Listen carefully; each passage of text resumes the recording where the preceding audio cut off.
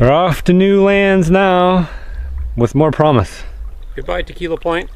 Tequila Point is in the background as we speak. See if we can come up with some better land. Living off the land and our modern ability to accomplish such a feat is an issue of much curiosity in modern entertainment media. There are more than just a couple television shows which currently feature men and women returning to nature in an effort to make a living. The concept for these shows are usually steeped in primitive ideas, traditionalism, and lore. The idea is that we can go back in time and live from wild edibles procured on site, as well as through hunting and fishing, oftentimes with just primitive technology, or at the very least, minimal modern gear. Since our ancestors were successful at this endeavor, that is, they survived long enough to reproduce and leave us as their descendants, then we too should have all that is necessary to do the same. But is this a fair argument? One point of note is that there is rarely any mention of a specific era in which the contestants are acting within. When we talk about living off the land, in which time period in history are we referring? This matters very much. Era defines the tools and technology available, as well as the level of agriculture used. Most people today live, to a great extent, with the help of farmed agriculture. In many cases, agriculture is relied upon exclusively. While some of us still venture into the woods to hunt and fish, the vast majority of the human population relies on modern farm practices, including animal husbandry. There may still be certain isolated tribes which exist under primitive hunter-gatherer lifestyles, but these are by far the exception, and exist under very specific constraints that cannot easily be mimicked. Agriculture has been with us for many thousands of years. Farming in Canada dates back to at least around 2300 BC. One native tribe which used agriculture was the Wendat, or the Huron people. They numbered around 30,000 and lived around Lake Ontario northwards to Georgian Bay. Interestingly, and perhaps surprisingly, their diet consisted mainly of farmed corn, squash, and beans, the Three Sisters. In fact, maize or corn made up an amazing 65% of their diet. To produce a diet of 3,300 calories, that would amount to about 1.5 pounds of corn per day. Vast forests were cleared for such purposes, and early maps recreated to show the history of Ontario, Canada, shows that massive corn plots cover most of the landmass. Replacing these fields today are big cities like Toronto and Hamilton, as well as many other smaller cities. Records of the use of corn in these areas date back to the 1600s. It's not that the Wendat didn't hunt or eat meat either. They did. It's just that it wasn't as cost-effective to pursue game animals and fish as it was to farm. Hunting was also reserved for the fall, likely because it made storing meats much easier. So when we talk about living off the land, we really need to decide what era we're referring to, and that will help us decide if it's still possible to subsist long-term on spoils gathered from nature. It will also help us come up with a reasonable facsimile for which the Wilderness Living Challenge should operate within. If going back over 300 years and replacing a person's diet from that era isn't enough to satisfy the conditions of living off the land, then what sort of era does qualify? Does packing in 1.5 pounds of corn flour while foraging for the rest of one's needs qualify as living off the land? Did the Wendat and other early agriculturalists not live off the land? Does one need to grow their own corn and port it into nature to qualify? These sorts of discussions sure help blur the lines between what modern people are currently doing, which is somehow not living off the land, and doing something our ancestors did, which was actually living off the land. Naturally, the use of modern equipment and tool, including metals, as well as guns, which the Wendat did not have until the arrival of men from Europe, as well as heavy machinery, are a sure way to set a hard boundary between modern times and those of our biological or primitive origins. Then again, people like the Wendat were only competing for natural resources within a small population, versus the millions that now live in the same region, a side issue, but one of much importance.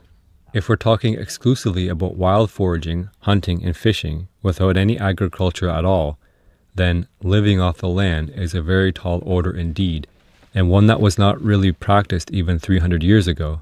If the natives couldn't, or didn't do it, then what makes a person think that they could do it today, when natural resources have been dramatically reduced, and even finding a quiet place to undertake such an experiment is a struggle? There very well may be some primitive cultures that subsist without agriculture at all, but these would be quite rare and only fit into a very minor set of circumstances, including climate and geography, as well as naturally occurring edibles offered by the land year-round. History tells us that in our practical circumstances, few live just off the land alone in a way that we think when we talk about living off the land.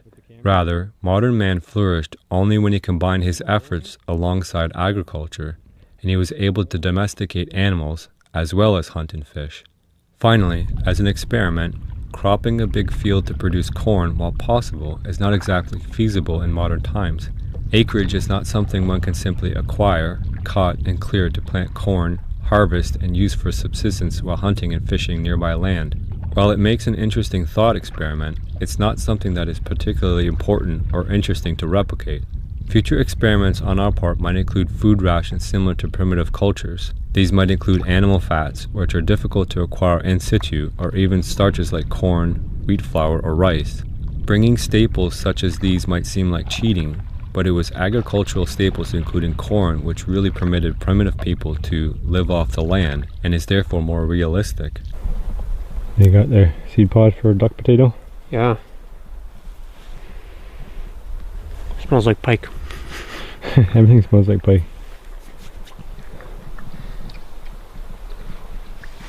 Nope. Pleasant at first and then not afterwards. It's kind of like eating spruce needles. Yeah.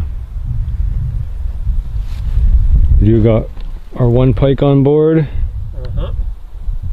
We got to do a lift over here, so we have 3 liftovers to do to get out of here. It kind of dries up. It's not too bad paddling back over here, but as we get up it gets a little bit shallower because the beaver's a little bit lazy here. It's not running as fast. So. Yeah, we've got a lift right at the corner here. Ouchie. Another one right away. And then I think right over, maybe there's a couple bends and then we go over that tall beaver dam, right? Yeah. Alright, let's see if we can do with the camera rolling. Don't drop it. That's right.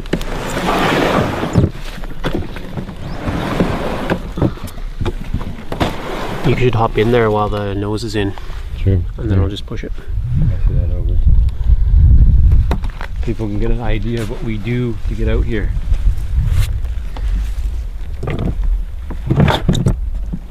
It's not all just straight go. Easy paddling.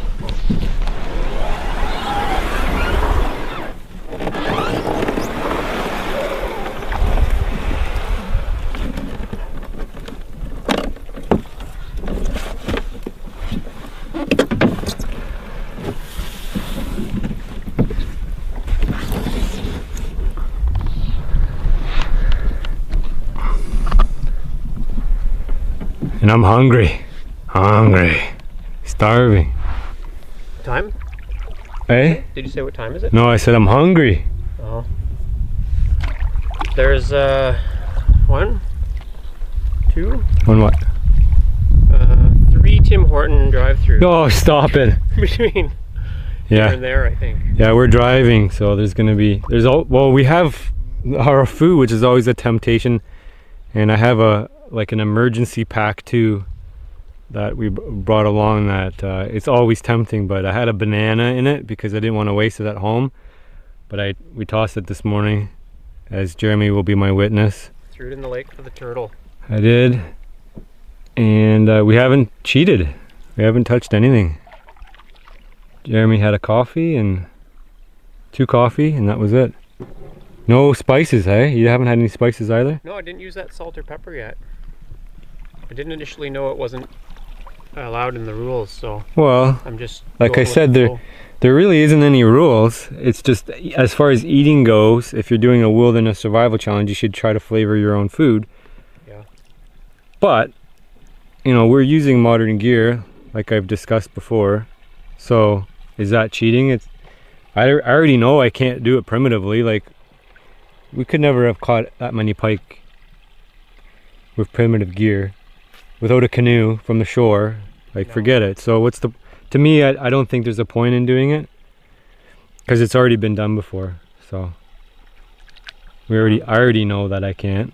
I can admit it. If you want to do the challenge with primitive gear, go for it. I'm not gonna stop you. You know, it's not. I don't think it's a violation of the premise. If you want to, you know, bring as much modern gear as you want and feed yourself off the land, I think that's still pretty legit as far as I'm concerned. Touch me nots here, and we have the flower, which is pretty good actually. Jeremy always recommends you check for a bug.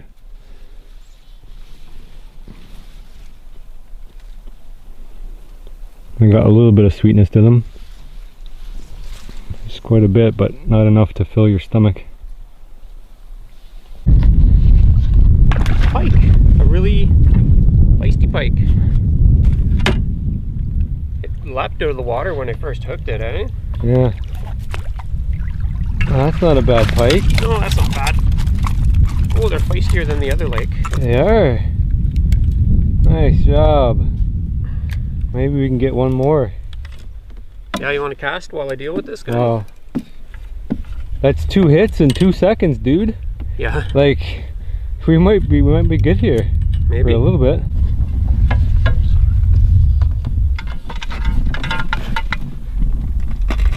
Oh. Got it. Alright. Oh, it's not a big one at all. They fight better in this lake, that's for sure. Yeah. So we've caught 2 on just this tiny little lake, and we missed 2 already, and we've only been here for 20 minutes, eh? Yeah. So we're gonna try. We'll spend a little bit of time here because we'd be pretty happy to take 5 pike with us, right? I think we should have just stayed here the whole time. Maybe. What are you saying? I said I never had that happen before. That's a first. Look at the mess of lines. We tangled our lines together. We got a double header. Yeah, double header in the net. And then lines tangled up because we had to cross lines to reel in. But hey, that's 2 pike in the boat. Yep. Awesome.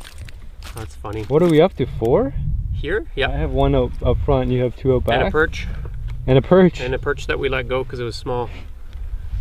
So we made a wise decision just to come back even to this lake. Yeah. But I don't want to eat pike all day, so this is going to be a good snack. Yeah. On our next voyage. But if we can get 10, we're gonna get 10. Yeah, you want to stay a bit? Well, why not, right? Alright. If it slows down, then we can head out. But if we can take 10 and stockpile some, yep, we can smoke it and we laughing. Sounds good. And then on to berries and better. Yeah. Wicked. Show them up higher there. Let's see. Look at that. Beauty. Nice job. Now we just have to untangle them all. Yeah. Surprisingly, that's about average. Yeah. Number 6. Yep. Nice. 4 more. We can do it because I missed the bite.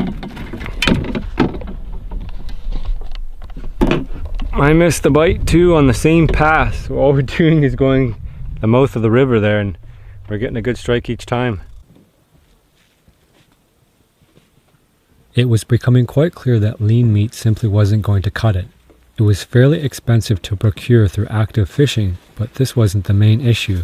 As with every meal, we always had a surplus. We simply had problems eating it in enough quantity to satiate our caloric requirements. Eating 2.5 pounds of lean meat daily is a full-time job, and one that your body is ill-equipped to undertake. The stomach wants and needs fat, and I may dare to say that it needs it above all else.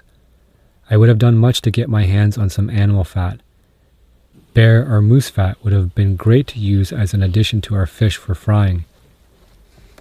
It must have been the case that primitive cultures hoarded animal fats and routinely seasoned their lean meat, stews, and other dishes with its caloric excess throughout the year as a supplement and staple to a well-balanced diet. It's been reported that bears will consume the heads of spawning salmon, part of the back, and their eggs if present. It's only when fish is not in abundance that they eat the entire fish. The bear was more seasoned than we, as we tended to focus on the more delectable white meat, casting the heads aside as bait in effort to collect even more lean meat. The heads of fish contain many fats, while the more pleasing food, the white flesh, is only lean meat. As a civilized human, we prefer to add in more palatable fats from plants such as olives or nuts, and fry our meat until golden brown. However, a bear is an animal, and as animals do, it thinks with its belly first. It gorges itself on fat and only eats the rest if nothing else is available. Our strategy was, to our detriment, the polar opposite. A large bear may contain upward of 20 kilograms of salmon, but plants and berries are routinely found together with the fish. We may have done better to focus on eating more from the fish head, or made fish head soup, but it was reported by others that the heads of pike make a poor fish broth. However, this may have only been of minor importance in the famine we were experiencing. Despite eating copious amounts of pike, our bodies were much worse for the wear. Perhaps if we were to repeat the process, fish head soup might have evolved to be part of the main menu, and we'd sit through some broth and tried harder on fortifying a soup with other wild edibles. Our bodies needed fat, and as time wore on, this was becoming more and more obvious. But when you are immersed in such a challenge and your trajectory isn't totally certain, it's not as obvious as it might seem from the outside looking in, or by analyzing it in retrospect. In other words, we knew at one level that we were losing the battle, but we weren't sure exactly how to turn our losses around. Then again, the idea of eating pike brain to a modern human is surely quite far from appetizing.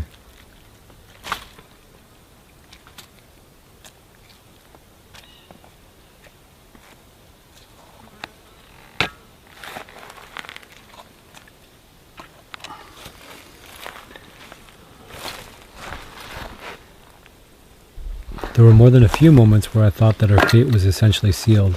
Early on, Jeremy questioned the results of our mid-experiment weigh-in, which showed a fairly dramatic weight loss for the both of us.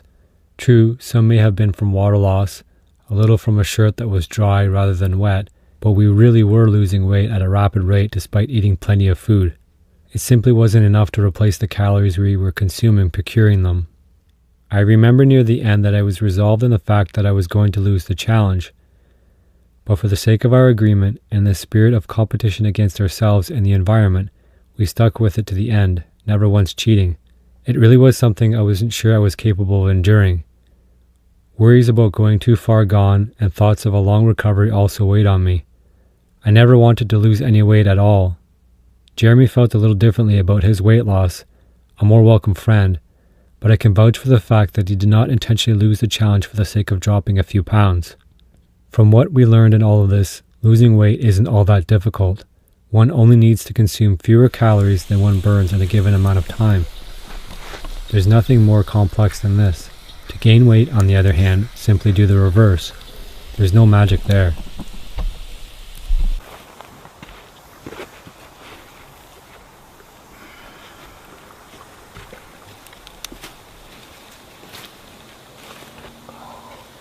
Pike again. Cheers, the pike. Cheers.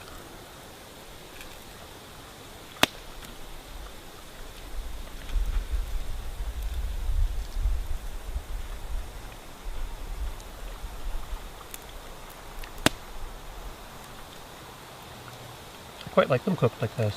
Yeah, pretty good.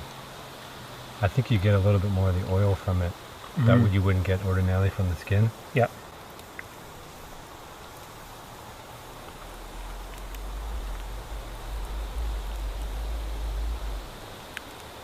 Imagine walleye would be good like that too, eh? I don't know, I'm going to try every fish like this. Yeah.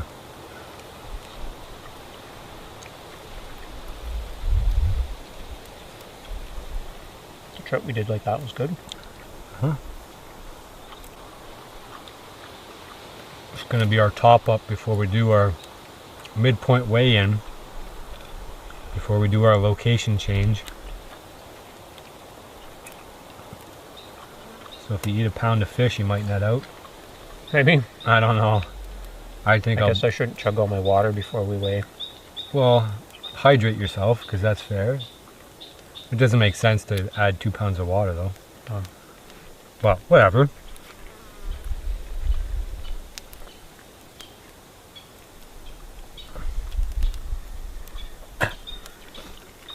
I doubt you could influence it that much. But it's only a small case study anyway. Mhm. If you lost, you know, more than 2 or 3 pounds in that whole length of time, it would be pretty surprising anyway. Mhm. It may come up that we find it's not very noticeable. It's just too small of a time frame. Mhm.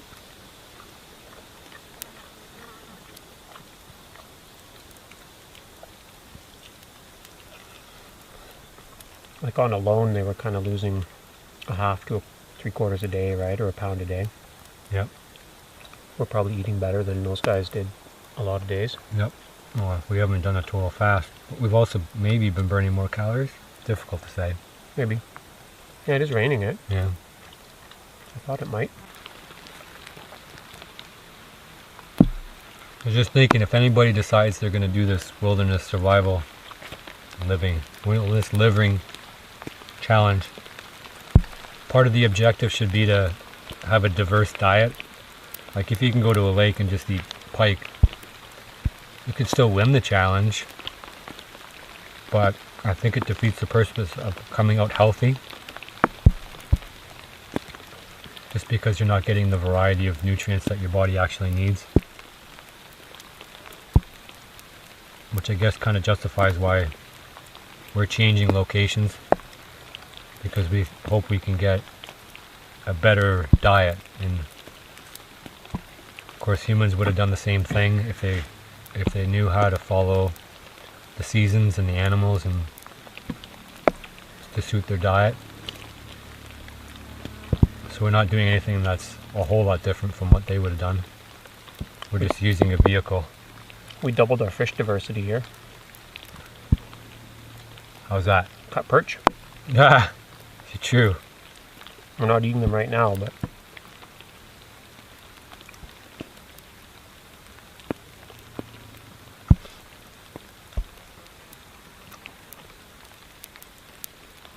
We've thought too about whether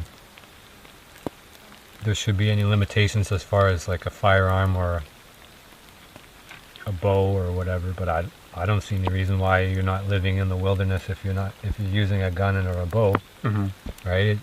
We live in an environment where that sort of thing is necessary to have even a fighting chance.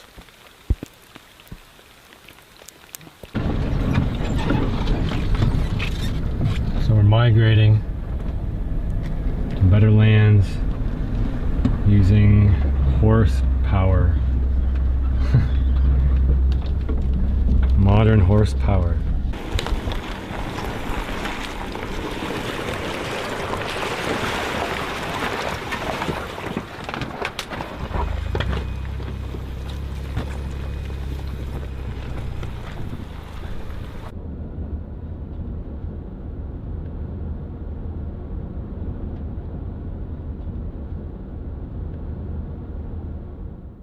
So I always ask these questions off camera, but they're quick questions. Are you surprised?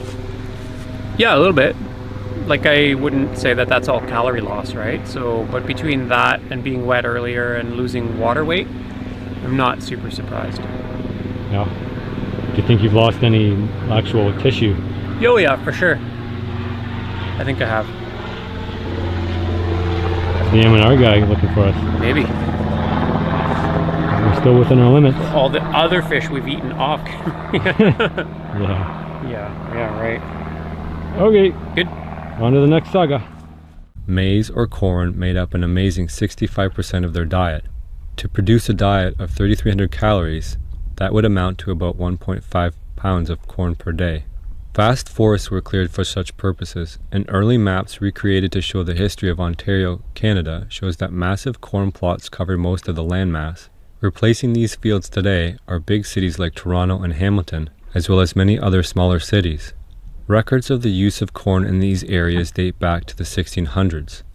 It's not that the Wendat didn't hunt or eat meat either. Those are usually steeped in primitive ideas, traditionalism, and lore. The idea is that we can go back in time and live from wild edibles procured on-site, as well as through hunting and fishing, oftentimes with just primitive technology, or at the very least, minimal modern gear. Since our ancestors were successful at this endeavor, that is, they survive long enough to reproduce and leave us as their descendants, then we too should have all that is necessary to do the same. But is this a fair argument? One point of note is that there is rarely any mention of a specific era in which the contestants exist under primitive hunter-gatherer lifestyles, but these are by far the exception and exist under very specific constraints that cannot easily be mimicked. Agriculture has been with us for many thousands of years. Farming in Canada dates back to at least around 2300 BC. One native tribe which used agriculture was the Wendat, or the Huron people. They numbered around 30,000 and lived around Lake Ontario northwards to Georgian Bay. Interestingly, and perhaps surprisingly, their diet consisted mainly of farmed corn, squash, and beans, the three sisters. In fact, are acting within. When we talk about living off the land, in which time period in history are we referring? This matters very much. Era defines the tools and technology available, as well as the level of agriculture used. Most people today live, to a great extent, with the help of farmed agriculture. In many cases, agriculture is relied upon exclusively. While some of us still venture into the woods to hunt and fish, the vast majority of the human population relies on modern farm practices, including animal husbandry. There may still be certain isolated tribes which exist. We're off to new lands now, with more promise. Goodbye, Tequila Point. Tequila Point is in the background as we speak. See if we can come up with some better land. Living off the land and our modern ability to accomplish such a feat is an issue of much curiosity in modern entertainment media. There are more than just a couple television shows which currently feature men and women returning to nature in an effort to make a living. The concept for these shows